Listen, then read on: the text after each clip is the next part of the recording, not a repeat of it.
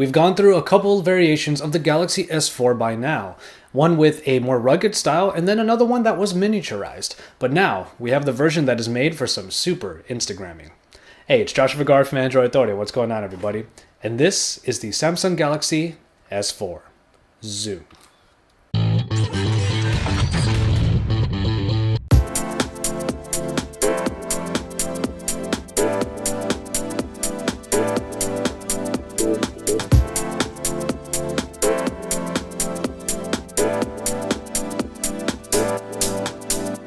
This is obviously a phone geared towards the photographer, so we'll go through the rest of the review fairly quickly. As far as design goes, there is basically one way to describe the S4 Zoom.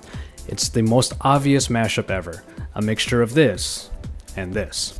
Yes, what you're essentially getting is a Galaxy S4 Mini molded to the back of a point-and-shoot camera. It's an interesting form factor, making a camera that can take phone calls or a phone that has a beefed-up camera. Nonetheless, having a general size smaller than that of a 5-inch screen device is of course a good move for the Zoom. The entire screen that ultimately becomes the camera's viewfinder is easy to handle in one hand. At the bottom of the screen is the classic Samsung button layout. Once you come around the back, it's got the finger grip and larger lens unit of the typical point and shoot. That lens unit pops out when you activate the camera. You get a complete button layout on the side. Power, volume rockers, dedicated camera button. On the other side, a plug for the tripod mount is next to a micro SD card slot. There is something I really don't like about this form factor though. As a phone, you would often lay your phone on its back, but with the S4 Zoom, it gets a little weird under all that extra girth. You can stand a camera on its bottom like this, but with the S4 Zoom, not really. As a phone, it's basically a much thicker S4 Mini. Even though the new elements on the back might make it feel different, you can get a good grip on it. But as a camera, it gets a little weird. The finger grip makes you think you can hold it like a small DSLR or other point-and-shoots, but then you could easily trigger the button layout below the screen with your thumb. If you need to use one hand, you might find it a little difficult. I guess despite getting its camera beefed up, you'd have to generally handle the S4 Zoom with two hands. The Super AMOLED display on the S4 Zoom is the same that was found on the Mini, 4.3 inches capable of 960 by 540 resolution at 256 ppi. It may not be the sharpest display, but it still works well for a screen this small. For viewing just about anything, be prepared for the obviously smaller size, but for previewing pictures that you have taken with the camera, it's definitely better than most point-and-shoot screens. A dual-core Cortex-A9 clocked in at 1.5 GHz is backed by the Mali 400 and 1.5 GB of RAM. It's an adequate package for the mid-range phone portion of this device and is more than enough to power the camera. AnTuTu scores are obviously lower than most of the competition, but in practice it works about as well as it should. Lag is fairly minimal, and loading the camera from within Android is easy enough. For what this phone is supposed to perform specifically, performance is pretty much where it should be. Obviously, the camera is the biggest portion of this hardware section, but it looks like Samsung made that by design. The micro SD card slot helps bolster the 8 GB of storage, and then after that, you don't get much of what the other S4 variants were given. Many of the sensors were left out, but you do get an IR blaster for controlling TVs and related equipment. The way you put the battery into this device did feel a little weird, but this 2330 mAh unit definitely does its job. For a device that has to pull double duty, the S4 Zoom did a good job for me as my go-to device for a pretty long night out on the town. By the end of the night, full of taking pictures and taking calls, I only killed half the battery, but more on that in a bit. I'll take care of the software portion before the camera because you get what you expect here. The all too familiar TouchWiz that makes the phone portion feel much like the S4 Mini. Without all of the sensors, you get the traditional navigation experience with just a few little enhancements. For the phone, it's more of the same, but for the camera, it just is more layers on top of what you really need to get to. And at 16 megapixels, this camera certainly packs more power than current top-tier smartphones. The larger lens unit means the sensor is bigger, and thus is able to flood in more light, more data, and more detail. It also allows for a 10 times zoom, triggered either by the Ring or the on-screen buttons.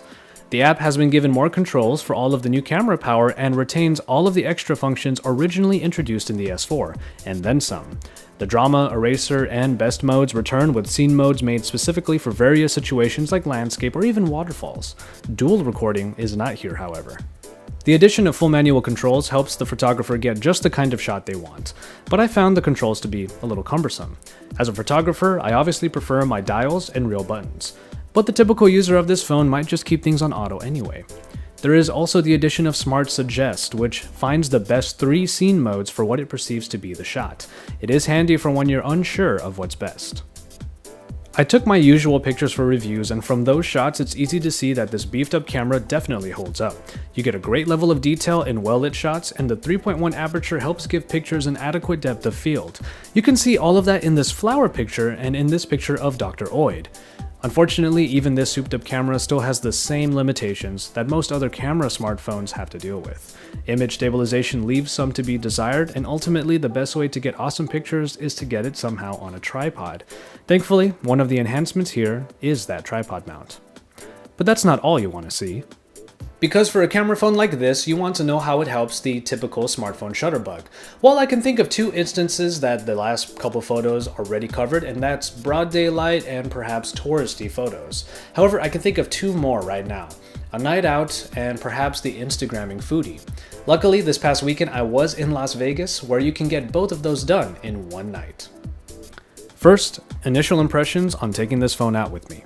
Night out in the town of, let's say, Las Vegas.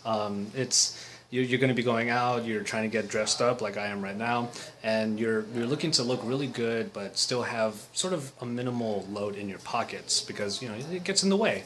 This camera is definitely not good for that. So quick first impressions while I'm out in Vegas with family for the weekend. I'm already not looking forward to using this camera while we're out on the strip trying to get through crowds of people, stuff like that. Sure, you can have a phone and a camera and that is bulky, but at the same time, even just this combination in your pocket feels a little weird. Then, a drink at my favorite spot. You can see here that low light shots are decent, but a lack of lighting makes the stabilization issue I mentioned earlier even worse. We ended up at the Hakkasan Club. Here's a quick video of the super crowded action inside. Now, it should be fairly obvious that nightclubs are far from ideal photo ops. You take a picture without flash, you get a light show. You take a picture with flash, it looks like everyone is getting high.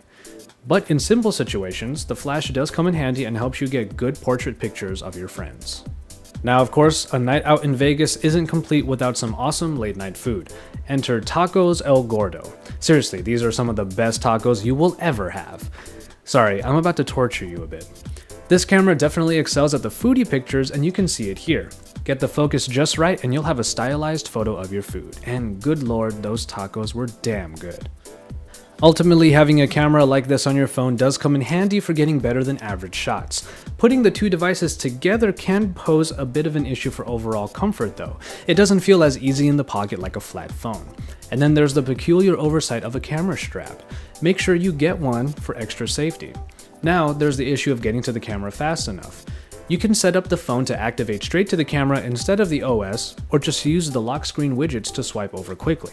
But if none of this is set, you have to unlock, find the camera icon, hit it, and then let it load.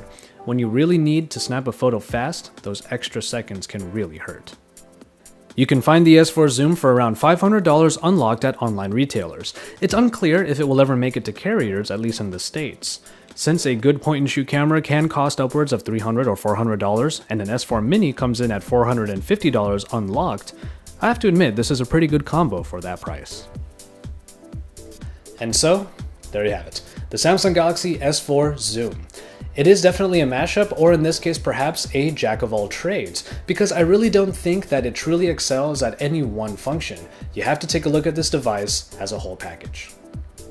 The phone portion is as mid-range as it gets, but it does get the job done. On the other hand, the camera is a very good performer, by camera phone standards. Beginners and amateur photographers will enjoy having an enhanced camera, but I question whether it's worth the extra girth and lowered phone specs, especially if the user already has a top-tier device with a matching built-in camera.